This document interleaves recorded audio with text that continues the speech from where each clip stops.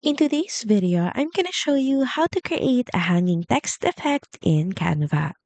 To get started, in the left panel, hover your mouse on text and select a text style. Next is enter in your text. Then in the left panel, hover your mouse on elements and here start looking for a background so you can simply search up walls. Then drag the photo on your canvas. Then next is just right click on the photo and set image as background. Now customize your text. You can change the font. You can also change the size and color. Also add in effects to make it a bit more realistic.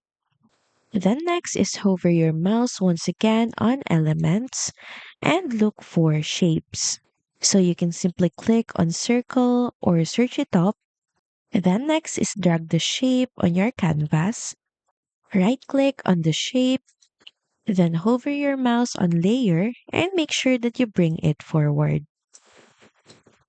Resize the shape, change the color to make it more realistic. So you can just change it to black or whatever suits your theme.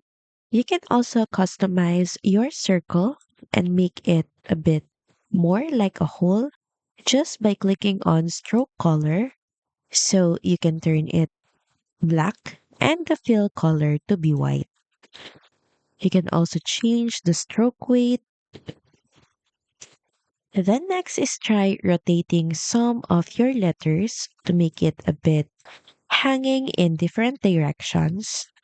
Then next is just copy the whole that you created. Just press Ctrl plus C, then paste by pressing Ctrl plus V and put it on each of the letters.